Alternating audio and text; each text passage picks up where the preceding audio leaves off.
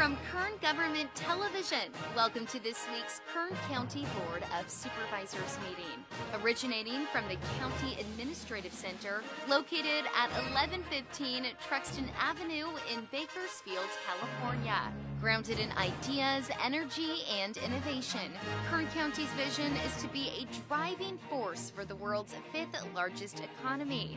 And our mission is to exceed expectations of the communities we serve, changing the way they feel about government, those who manage it, and the services it provides. Today's Kern County Board of Supervisors meeting will convene momentarily.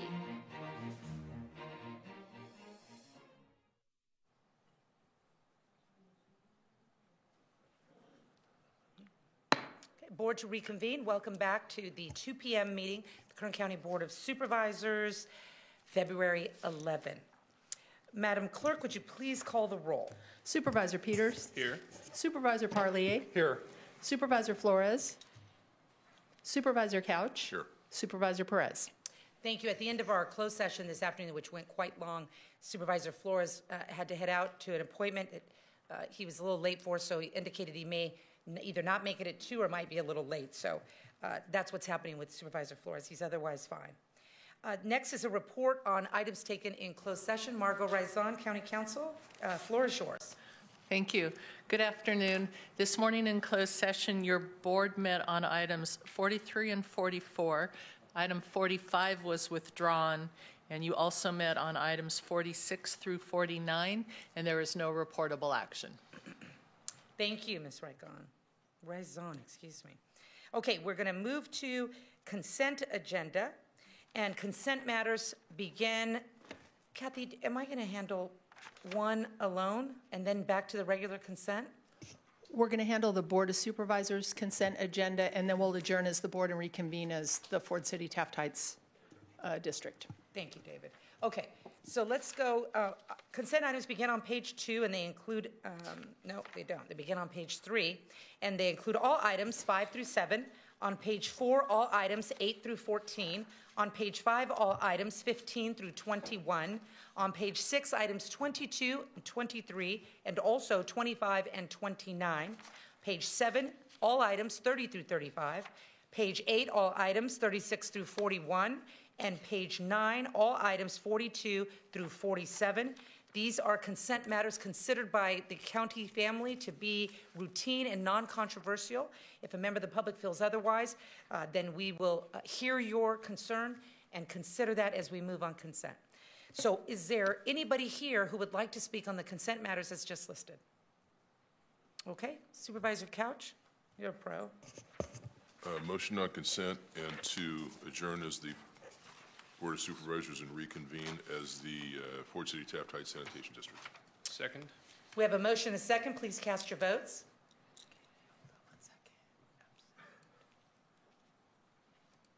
The motion is approved. 4 ayes, 1 absent. Supervisor Flores. Thank you. We are now sitting as the Ford City Taft Heights Sanitation District. We will handle matters on consent. You will see listed with the capital C is item number 1. Are there any members of the public who would like to address that consent matter? The other consent matters have already been dealt with. Okay. So then I'll entertain a motion to, on that item, Supervisor Couch, and return, or you know. Yeah, I'll make a motion to approve item number 1 and adjourn as the Ford City Taft Heights Sanitation District and reconvene as the Kern County Board of Supervisors. Second. Thank you. We have a motion and a second. Please cast your votes. Thank you. The motion is approved. 4 ayes, 1 absent. Supervisor Flores. Thank you very much. Moving right along to public presentations. This portion of the meeting is reserved for individuals who would like to talk about matters that are not on today's specific agenda, but are within the purview and business of the Board of Supervisors, within our jurisdiction, as we say. Is there anyone here who would like to do so? Okay. Moving right along. Oh, really? I'm so sorry. I didn't see that. Please come down.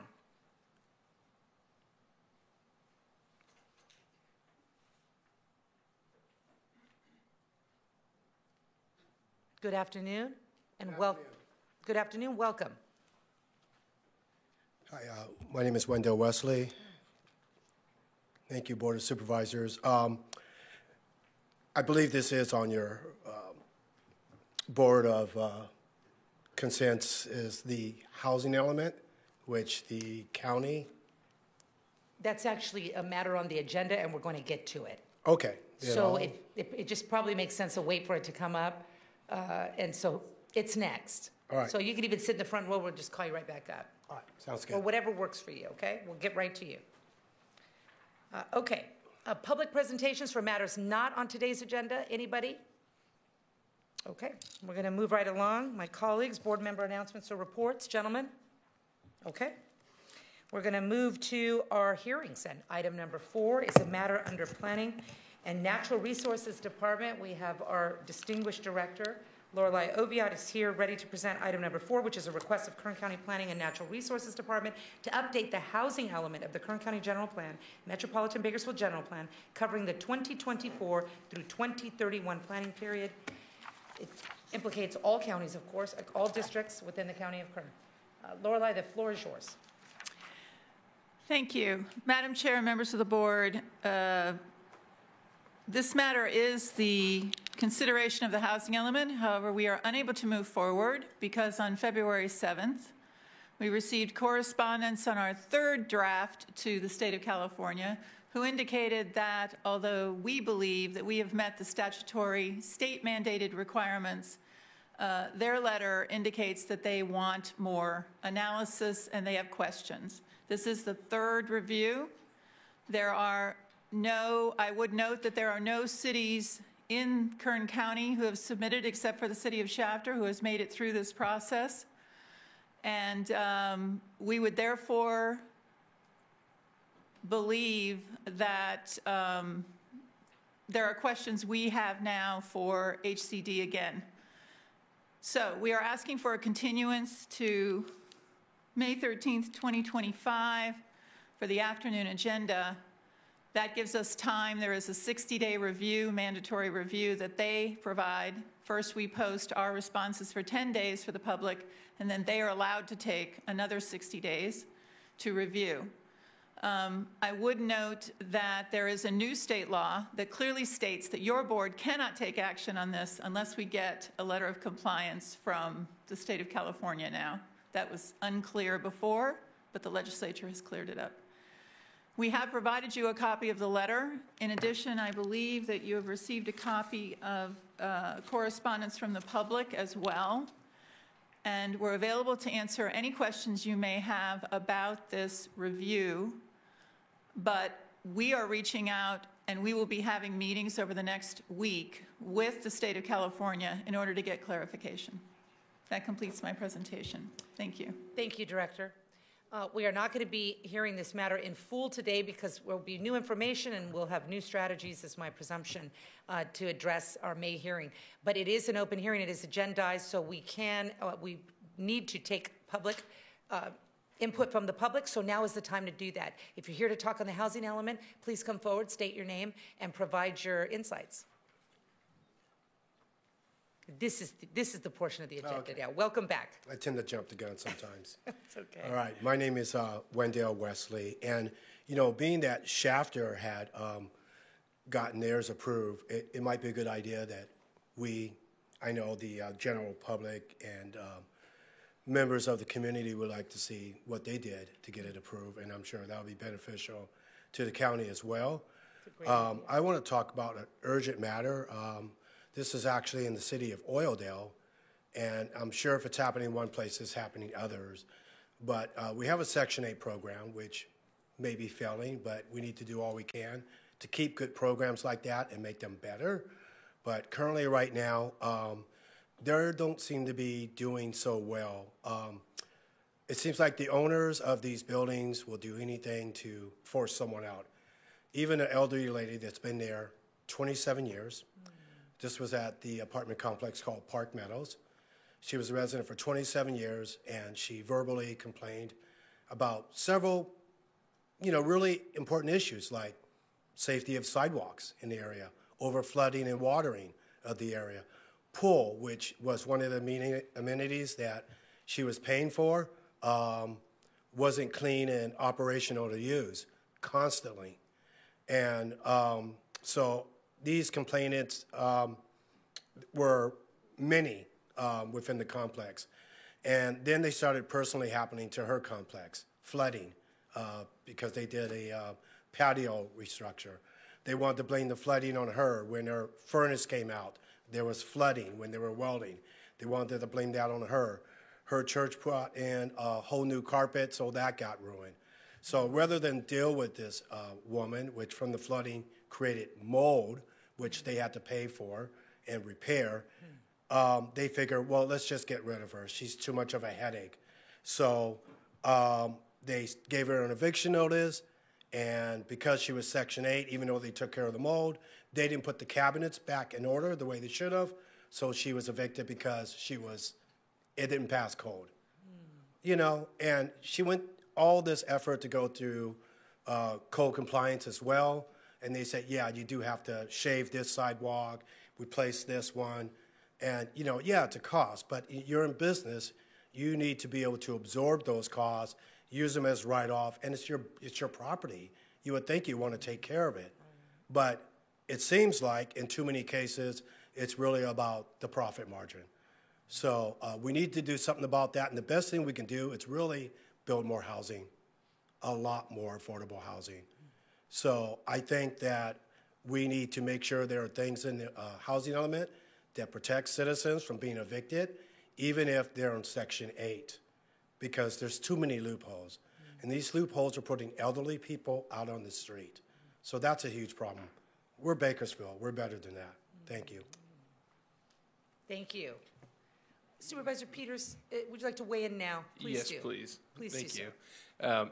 I hear you loud and clear on your concerns and your suggestions on the larger program, but Oildale in particular is mostly Supervisor Flores' area. Unfortunately, he's not able to be here today, but I have a small portion of Oildale that's in my district as well. But if there's any issues specifically with individual residents, if you or they could reach out to my office, I'd be happy to talk to them and connect them with the people that can make some changes, have them talk with Kern Housing Authority or whoever needs to be and help get them some help or some resources or whatever needs to be done. But if you wouldn't mind reaching out to my office, I'd be happy to connect and see what we can do. Thank you. Could I? And for the residents in the city of Bakersfield, who would be the best person to? You mean for the, call your supervisor. If there's an individual that needs help and you don't know, and it's so frustrating, I'm sorry about the technicalities. Call your supervisor is Jeff Flores for Oildale, most of it, as you just heard. And if that particular constituent is not represented by that supervisor, they'll guide you in the right way.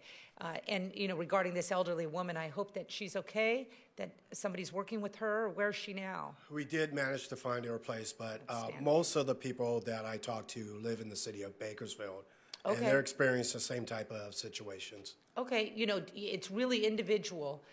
But our planning director has heard your remarks today. They're in the record. So we're going to keep developing this. I really appreciate your input. All right, thank you. Thank you, sir. Anyone else here would like to provide comment on this matter?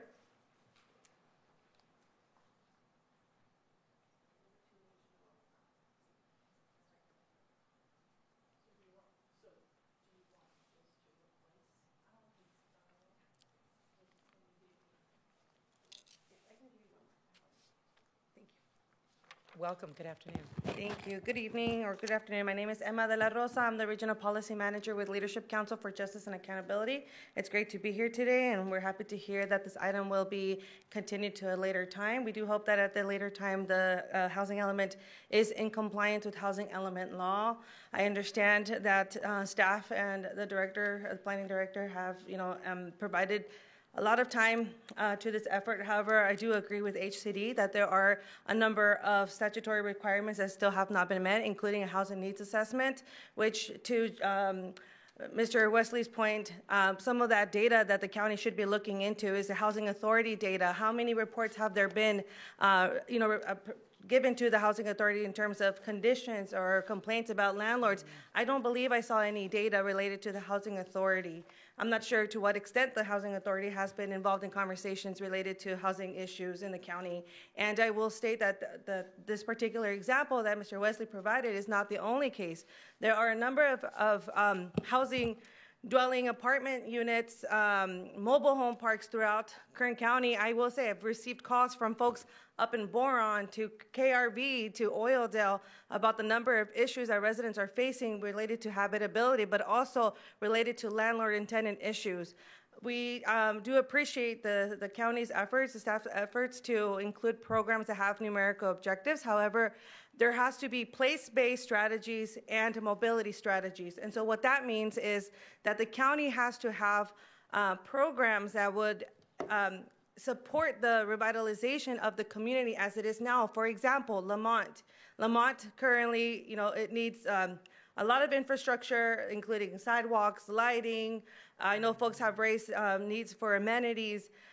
So that would be, if the county included a program to collaborate with, let's say, the Boys and Girls Club to provide services to our youth, that would be a place-based strategy that the county can incorporate into this housing element that would support and improve the quality of life in our county.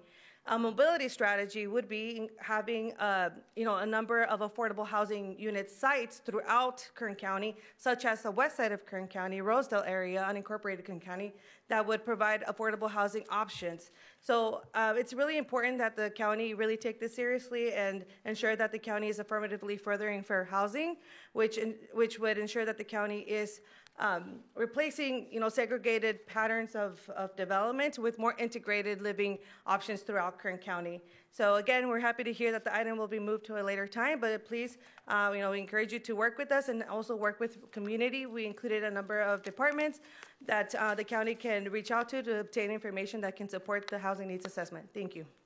Thank you very much. Is there any other comment at this time on the housing element? Now would be the time before we continue it to May. Hello, good afternoon, welcome. Hi, good afternoon, supervisors. My name is Ash Huang. I'm a Kern County resident and a fellow at the ACLU of Southern California.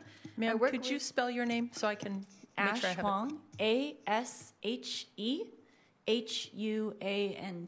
Thank you. I work with unhoused and unsheltered individuals in Bakersfield and on unincorporated county land.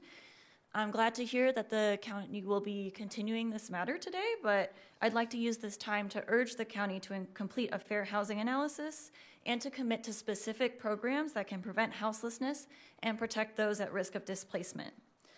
The main structural cause of houselessness is the lack of affordable housing, and the proven solution is providing sufficient affordable housing to meet the community's needs.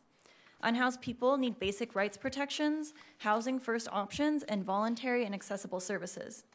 I thank the county for committing to adding more permanent supportive housing and rapid rehousing units in this housing element, but the planned units are nowhere close to meeting the vast need.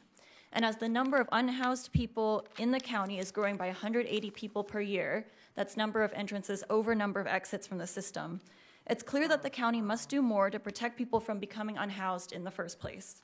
Kern County residents need protections from illegal evictions, uninhabitable housing, and unjust rental increases. And finally, to comply with housing element laws, the county must also sufficiently analyze fair housing trends and patterns, including displacement risks for racially concentrated areas of poverty. Black and indigenous individuals are overrepresented in Kern County's unhoused population, and farm worker communities are more likely to live in uninhabitable and unaffordable housing. The county must then translate that analysis into programs and strategies that will make an impact within this planning period. Okay, thank you. Thank you, Ms. Wong. Any other comment? Okay, I'm going to close the public portion. I know we're going to move for a continuance. Those comments will remain on the record. Thank you, and they will be provided and incorporated into the record in May. Lorelei, would you like to respond at this time, or we just want to continue for now? I think the appropriate action is to continue so that in May we can give you a full and complete analysis of the cost and the results of our analysis. And we believe that we have met the statutory requirements, and we believe that the things that are being asked for go beyond that, and there is a cost. And we have consulted with the CAO, and we're not clear that in the budget, the amount of money that would be necessary to do the kinds of programs that are being offered is anywhere in Kern County's future. And so while we are very interested in making sure that we have a fully compliant housing element, the question is, do we adopt a housing element that has an extensive list of programs, and this is very, very extensive, far beyond anything we have ever done in any housing element we've ever adopted, and get to work? Or do we spend another year collecting data, which we could always collect after we adopt this element? That is the fundamental issue. We have estimated that the types of programs and other things that are being asked that are not statutory requirement could cost the county $10 million up to hundreds of millions of dollars a year. We are not LA County, and we don't have that kind of money.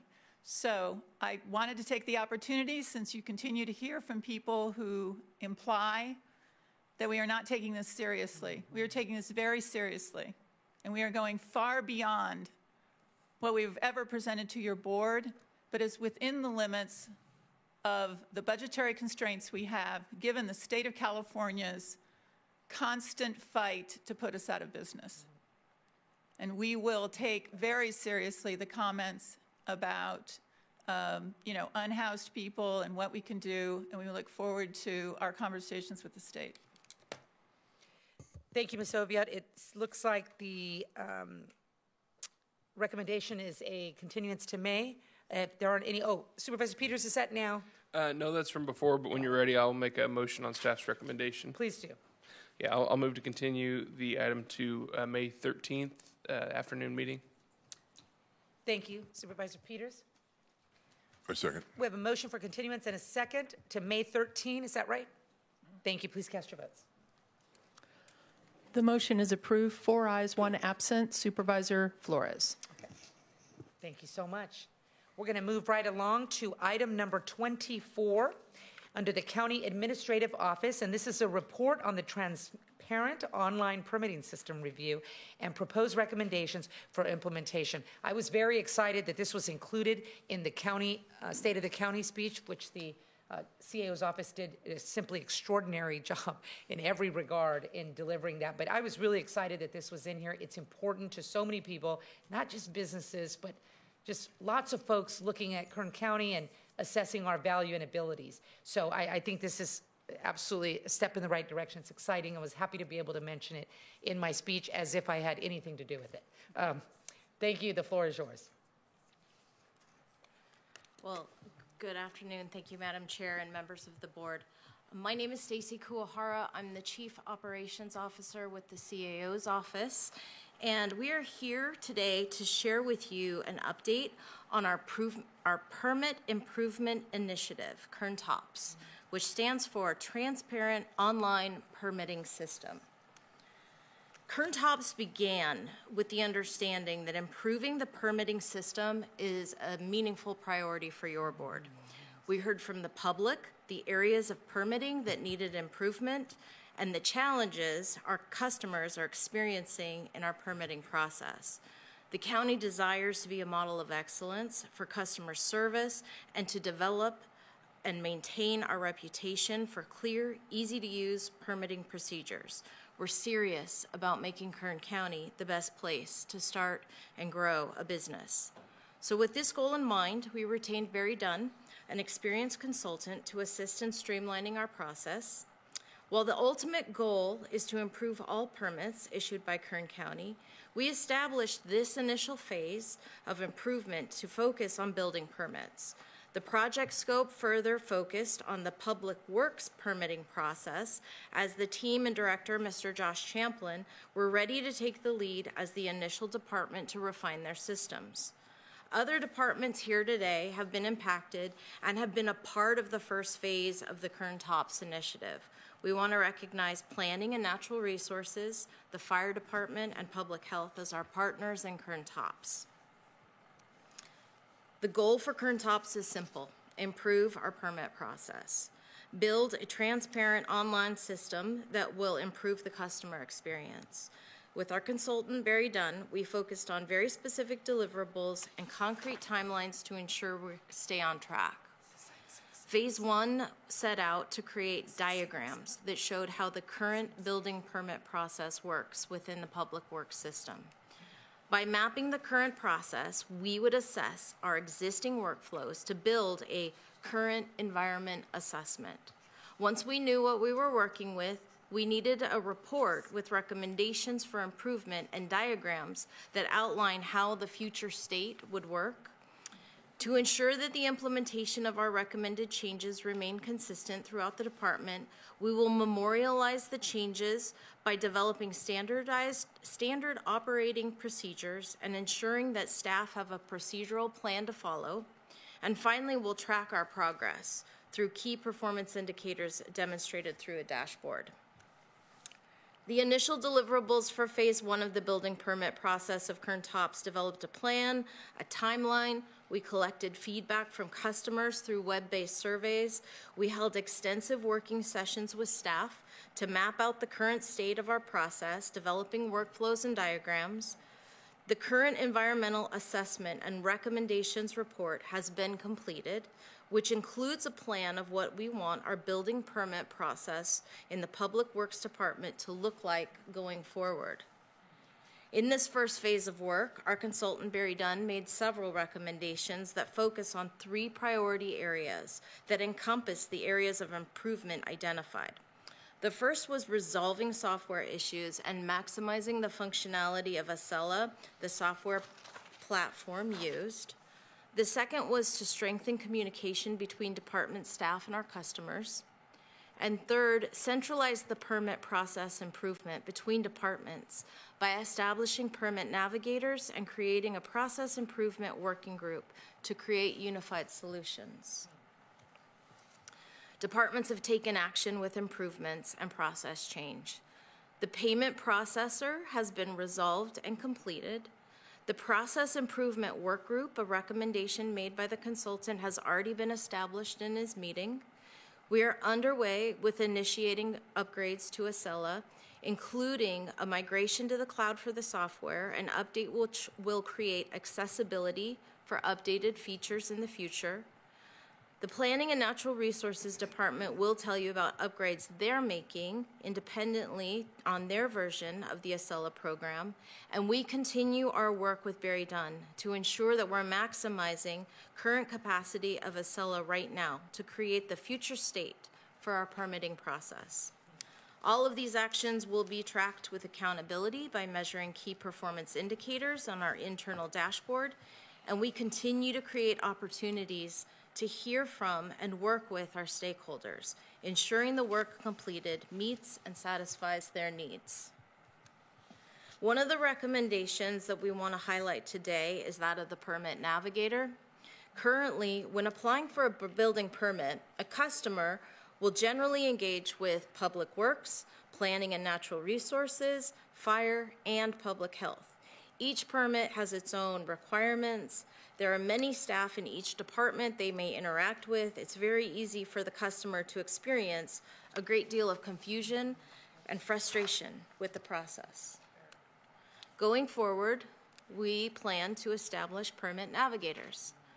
Permit navigators will be staff who can support customers navigating the building permit system, ensuring they get connected with the right staff, get their questions answered, and they can serve as a point of contact to coordinate with permitting departments. While this concludes the recommendations made by our Kern Tops consultant in this phase of the initiative, the departments have taken your directives for improvement seriously. Recognizing the need to improve the customer experience, permitting departments have been following direction given by your board to make quick win improvements where possible. We have all 4 of our permitting departments here today to share with you additional improvement efforts they've completed, and I would like to give the microphone to Mr. Josh Champlin, the Director of Public Works. Good afternoon, Josh. Good afternoon. Can't hear you well. That's actually this. Is that better? Yes, thank you. All right. I'm glad to be here today.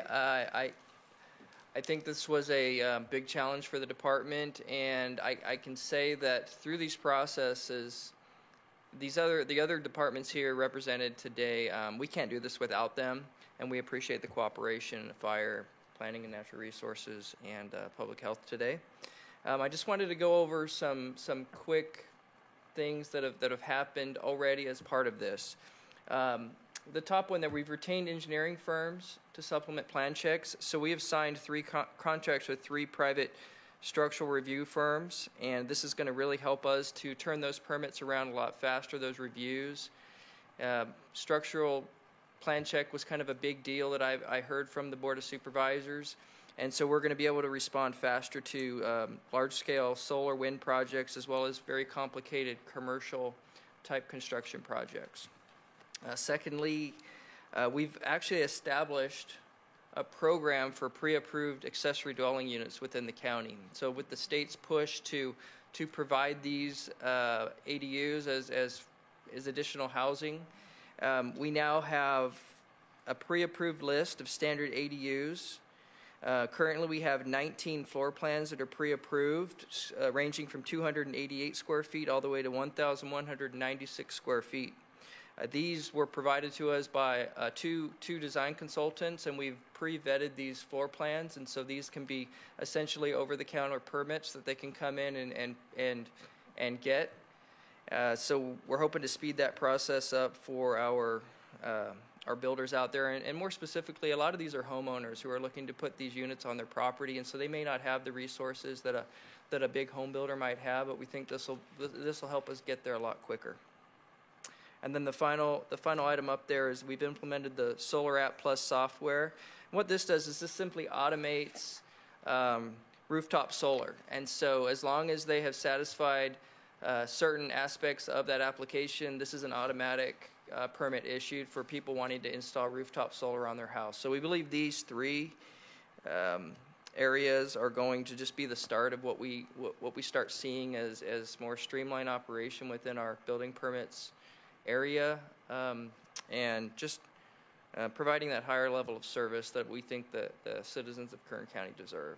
So with that, I'm going to turn it over to Lorelei Oviatt, the Director of Planning and Natural Resources. She can share with you some of the things her department's been doing. Thank you. Thank you. Madam Chair, members of the board. So Kern County Planning and Natural Resources implementing 2 process improvement projects concurrently.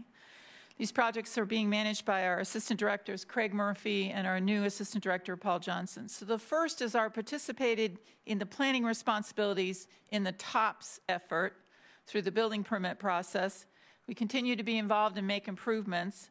Our current processing time since December is down to 5 to 6 days processing time for a planning department review of a building permit with either a release or a compliance memo. And we appreciate all the work that the consultant has done to upgrade the Acela project. So that is one permit process that we're involved in.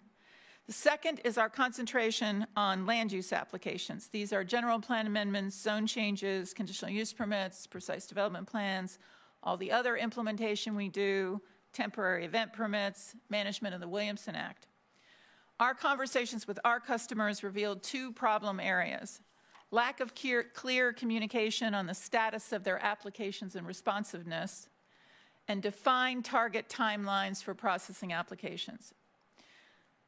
So we're excited to say that we have just started online submittal of applications. This is the first step in getting our Acela portal and everything up and running.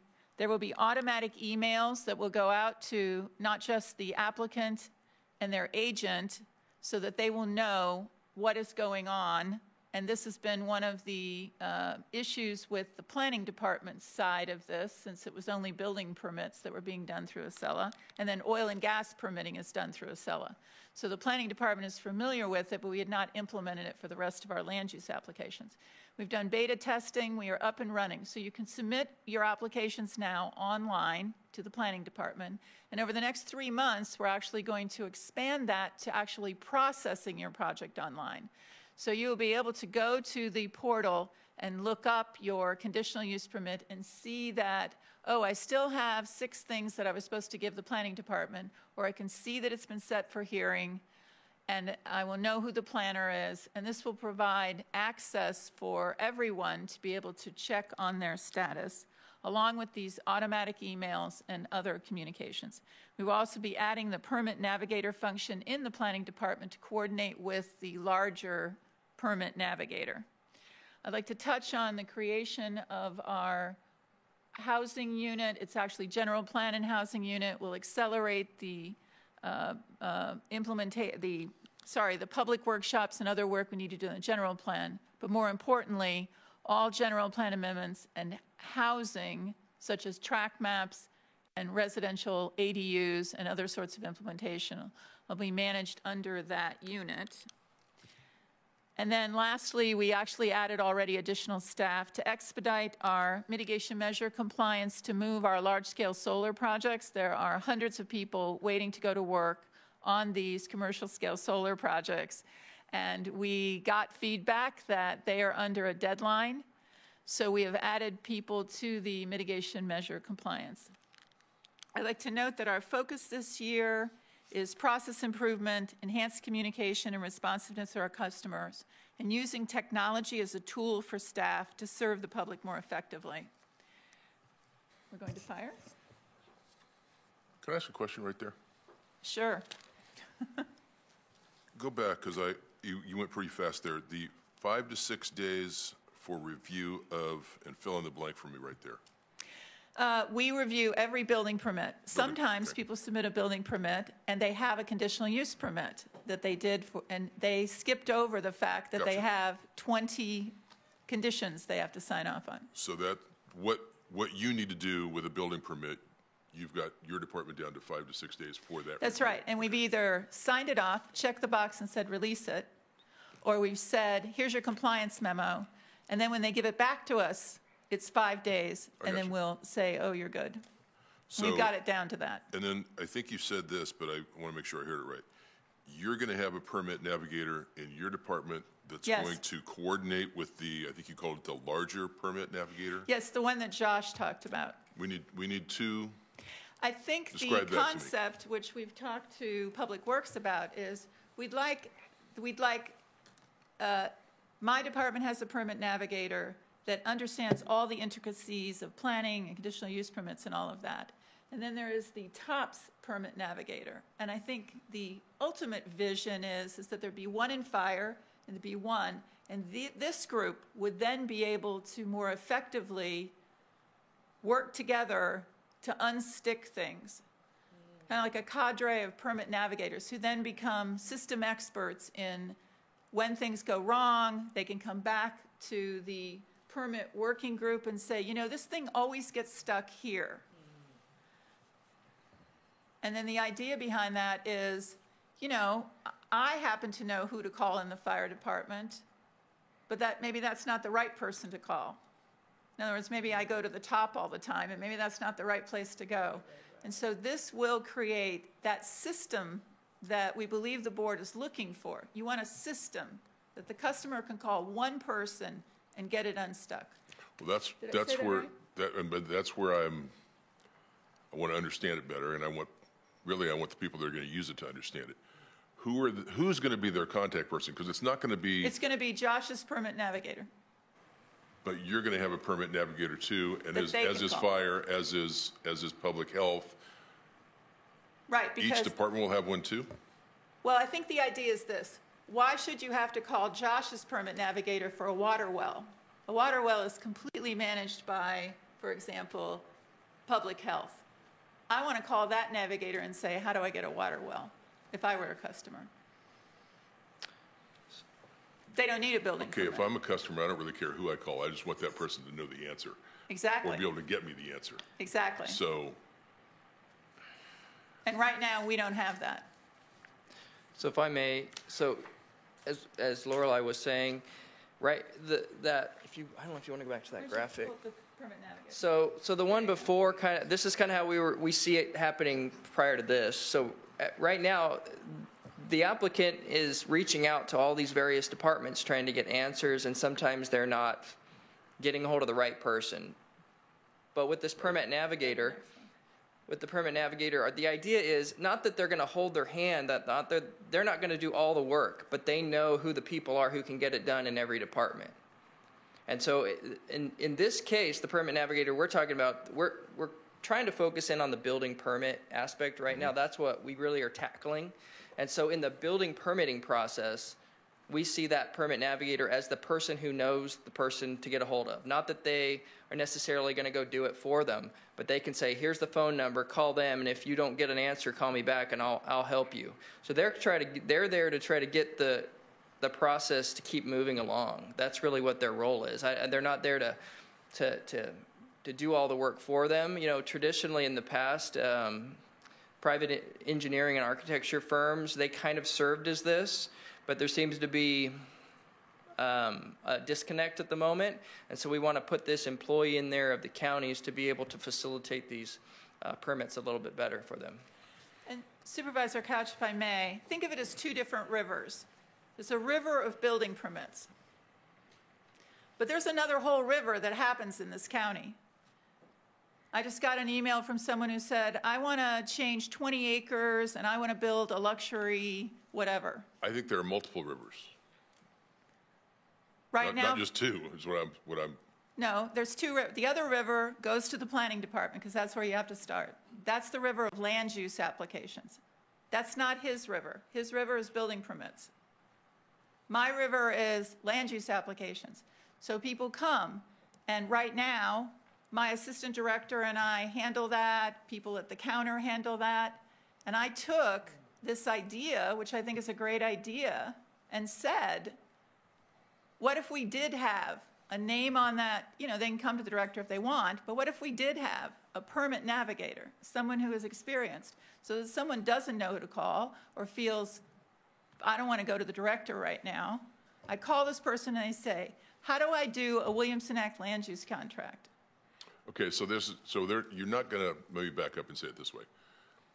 They're not going to call your permit navigator for a Williamson Act contract cancellation because that's not a permit. Is that directed at me? It is a permit.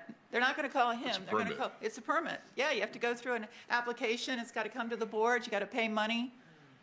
It's a permit that I have to give, but it has nothing to do with Josh's building permits. There's no building permit.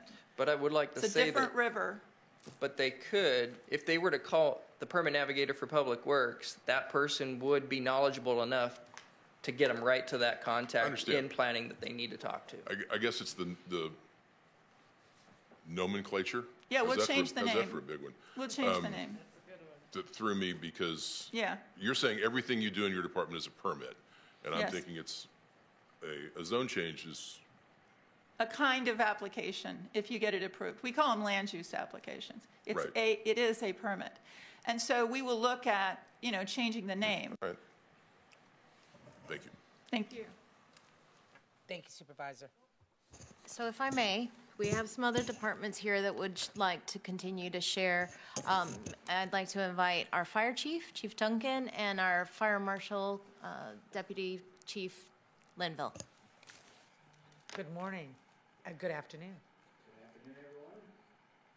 Madam Chair, members of the board, I just want to kind of tell you what we're doing at Fire to kind of bring ourselves into the 21st century with this process. So it kind of starts at the top with, you know, everything we used to do is on paper. Triplicate forms, as old school as you could get.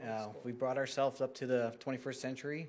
We've digitized all our documents. We're allowing some of our residential sprinkler permits to be actually put in online so they don't have to come into our office. We're just bringing our technology forward. The second item is everyone brings up Acela. What is Acela? It is this program that we all talk and communicate with. The version we were running a while ago was like running Windows 95. We're now running Microsoft Office 365. It's cloud-based. It can communicate. It's doing everything we need it to do, and it's got more applications that we're working to unlock. And then additionally, we know that when people are trying to get permits, you know, time is of the essence. They need it. It costs them money. We want to move quick. So, you know, doing our workload is increased. We've added more staff so that we can take on the permits and so we can get the turnaround quickly. That's what we're doing at Fire. Thank you for your thorough but really nice report. Thank you. That's exciting. You're right. It's welcome to the 21st century kind of thing. And it's very, very exciting.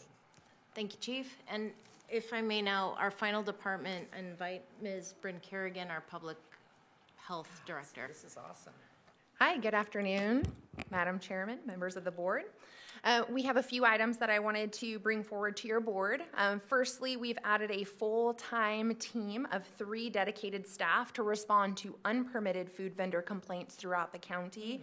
This team is fully trained on the permitting intricacies of our more than 30 food facility permit types and why operating with a permit is so important.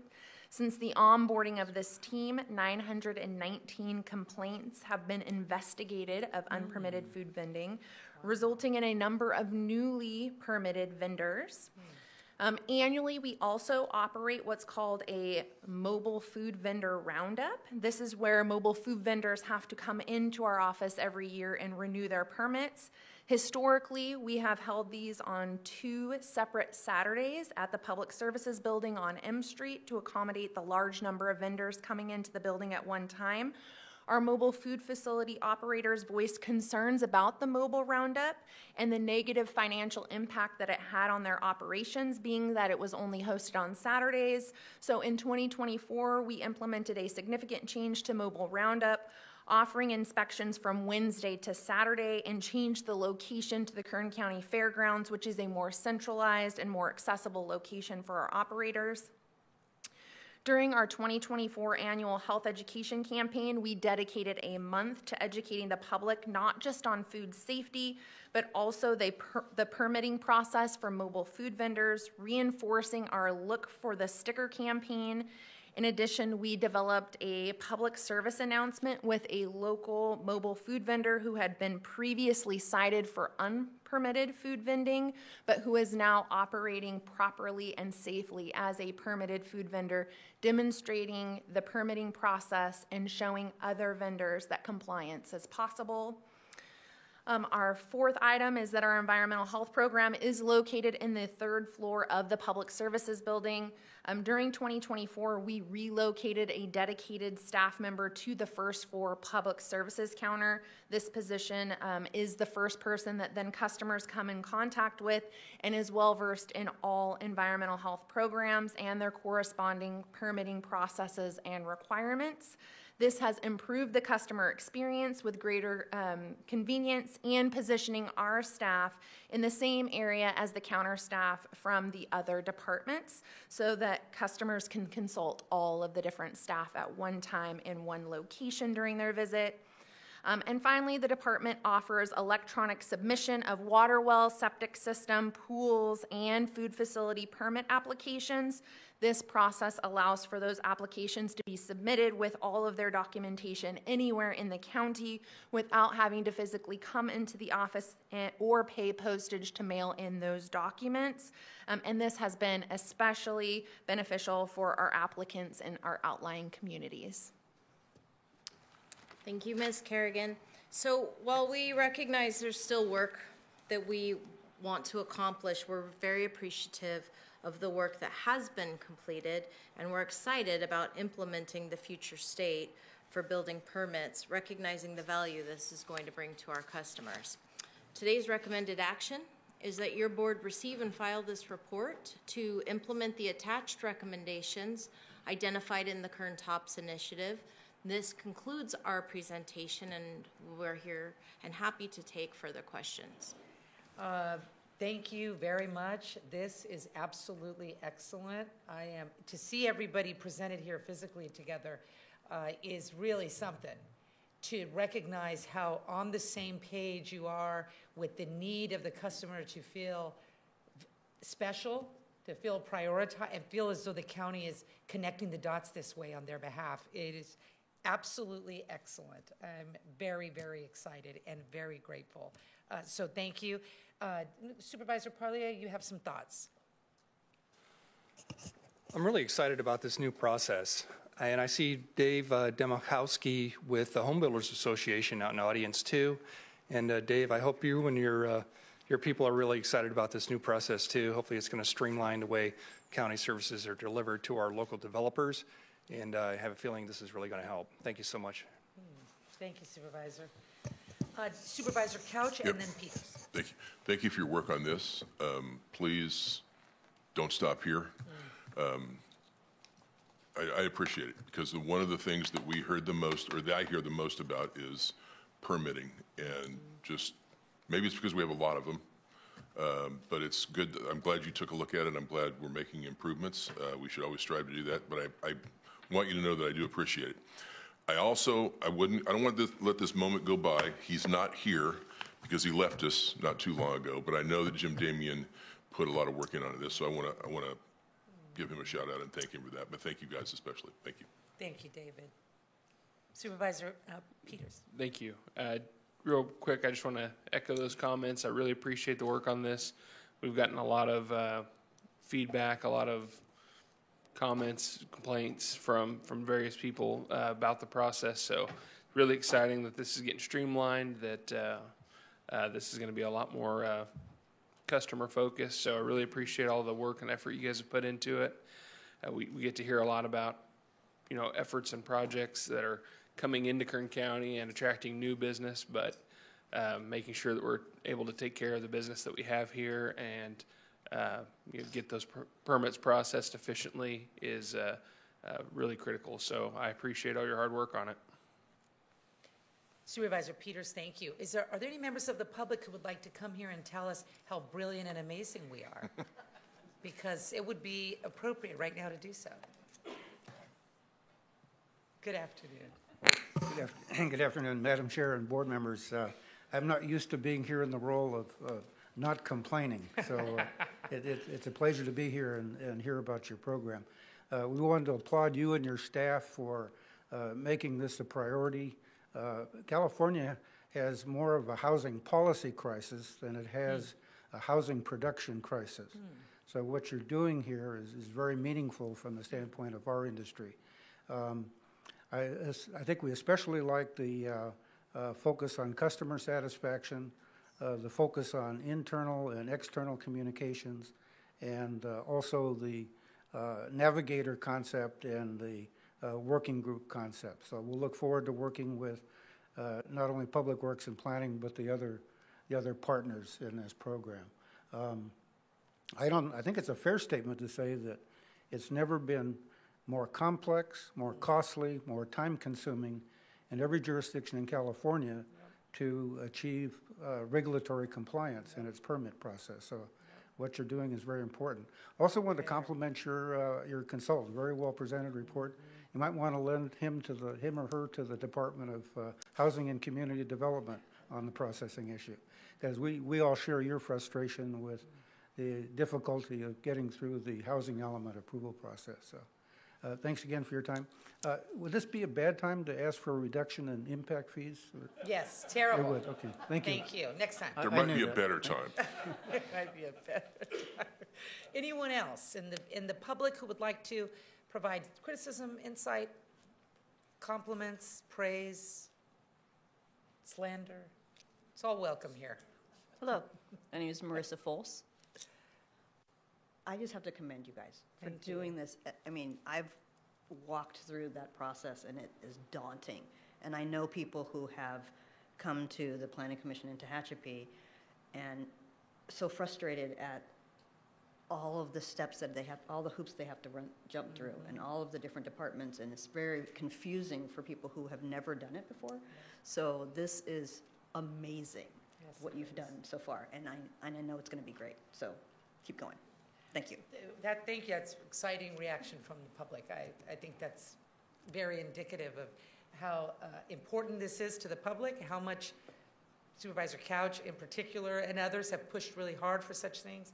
And it's just so nice to see how responsive the county family is. And this is really, really cool and exciting. Something to brag about again in Kern County is doing. So thank you. I believe that brings us to the end of our public presentation of that item. I'll entertain a motion to receive and file if there's no more comment from my gentlemen, colleagues. We have a motion to receive and file. And we have a second. Please cast your vote. The motion is approved. 4 ayes, 1 absent. Supervisor Flores. Nice work, everybody. This is the end of our agenda. We'll close in a moment with a motion to adjourn and return to our next meeting, February 25th, 2025 at 9 and 2, our regular times. I'll make a motion to adjourn. Thank you, Supervisor Peters. We are adjourned.